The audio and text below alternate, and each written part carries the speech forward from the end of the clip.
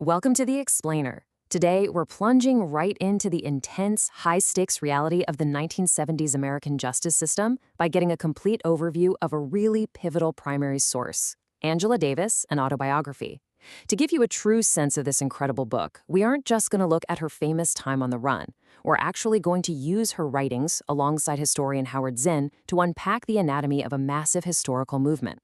You see, this autobiography isn't just one person's story. It's a profound sociological window into how the criminal justice system, political radicalism, and grassroots organizing all collided during one of the most volatile decades in American history. All right, let's dive into this.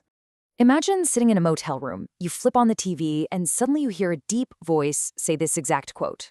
In her autobiography, Davis describes this incredibly surreal and terrifying moment. She was just watching a fictionalized FBI drama on television when a photograph of her suddenly flashed across the screen, broadcasting her own nationwide pursuit. The newscaster warned that she was very likely armed, which Davis interpreted as an open invitation for heavily armed federal agents to just shoot her on sight. Section 1. The political prisoner context. Now, to understand exactly how a young university instructor found herself on the FBI's 10 Most Wanted list, we first have to understand the sociological landscape of the era.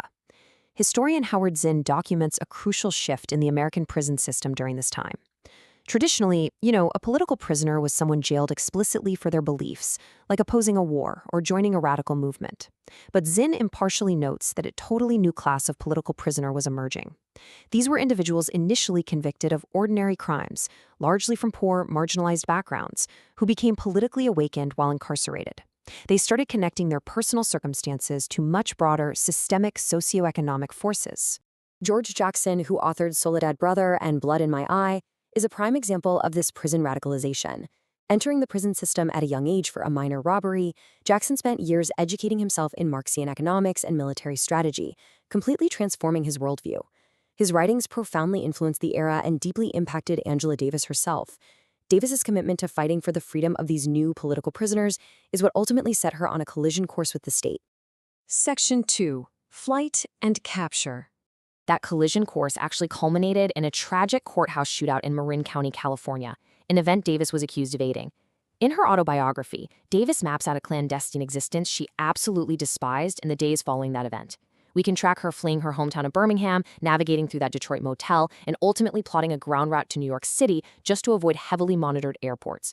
She describes the nighttime moves, the veiling of eyes, and this atmosphere of constant stealth. It was a terrifying, furtive reality as a nationwide dragnet aggressively closed in on her. As she evaded capture, the state was actively constructing her public persona. But in her autobiography, using memories like this 1952 photo with her sister Fania, Davis explicitly contrasts her own self-perception with the FBI's manufactured image. The authorities painted her as the big bad black communist enemy. Yet, Davis asserts she wasn't some extraordinary mastermind or a fictional villain. She saw herself simply as an ordinary person responding logically to the embattled humanity of her community. But, that underground odyssey couldn't last forever. Let's walk through the tense 12-second confrontation on October 13th, 1970. Davis stepped off an elevator at a Howard Johnson motel in New York and was immediately ambushed by dozens of heavily armed agents. In a panic, they shoved her into a room, ripped off her disguise wig, cuffed her hands tightly behind her back, and confirmed her fingerprints right then and there on the spot. So, the crucial point here is how she reacted to this massive show of force. Despite being completely surrounded by agents who were eager to interrogate one of the nation's most wanted fugitives, Davis held her ground. She writes, "Before they formulated their first question, I told them I had nothing to say to the FBI." This immediate, steely defiance really set the stage for the intense battle she would wage during her incarceration. Section 3. Inside the prison walls. Shifting from the streets into the stark, oppressive reality of the New York Women's House of Detention, we see exactly how her defiance was met with institutional force. Davis was not placed in the general population. Instead, she was ushered into Unit 4B, the psychiatric tank. It was a space barely 4.5 feet wide, containing literally nothing but a bolted iron cot and a seatless toilet. Davis suspected this extreme isolation was a calculated move.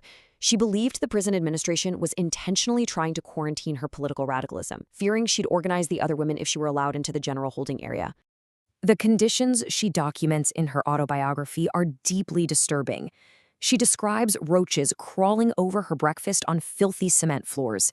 She recounts the absolute agony of listening to untreated psychiatric patients screaming through the night and emaciated women kicking severe heroin habits in solitary cells with zero medical intervention.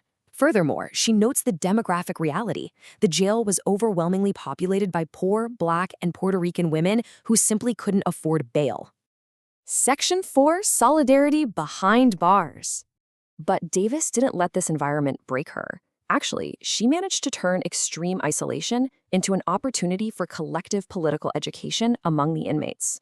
Through the bars, across the dim corridors, the women began asking her questions. They wanted to know about communism, about racism, about the systemic forces shaping their lives. One evening, a woman yelled out to ask what imperialism meant. Davis shouted this exact definition back across the holding cells. This sparked intense, bouncing discussions all through the cell blocks. The jailers tried to isolate her, but her ideas penetrated the walls anyway. And that solidarity wasn't just on the inside. Davis describes a powerful, disarming moment during her very first night in the house of detention. A fellow inmate told her to listen closely. Penetrating the massive, dark jail walls were the muffled rhythms of a protest happening on the street below. She could hear them chanting, "Free Angela Davis." It was an immediate signal that she hadn't been forgotten. Section 5: The Mass Movement. This external mobilization was absolutely massive. The organized resistance to fight her extradition and the capital charges she faced was highly coordinated. The National United Committee to Free Angela Davis spearheaded the effort, alongside massive bail fund coalitions drawing heavy support from everyday working people. Activists conducted illegal street visits, literally shouting updates and support up to the jail windows before police dragged them away. We also saw the formation of Black caucuses across labor unions and churches rallying behind her case. Despite this immense public pressure, the legal machinery ground forward. Davis was extradited back to Marin County, California, transported under heavy guard into a secured garage. She was formally charged with murder, kidnapping, and conspiracy, charges that carried the very real threat of the gas chamber. And just to ensure she remained locked up, her bail was set at a staggering $102,500. But the public pressure, the bail funds, the protests, the legal defense, ultimately succeeded in bringing her case to a global stage. As we wrap up this overview, it's vital to look at how Davis herself frames this entire ordeal in her autobiography. She writes, "The forces that have made my life what it is are the very same forces that have shaped and misshaped the lives of millions of my people."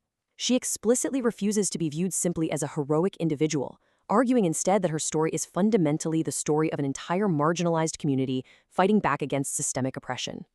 And that leaves us with a pretty profound question to ponder. Based on the history we've just unpacked from these sources, how do we define a political prisoner today? And how do individual acts of resistance, whether inside a jail cell or out on the streets, truly shape the historical movements that redefine our society? Take some time to think about what you should take away from this explainer, and how these 1970s radical movements continue to echo in our conversations about justice today.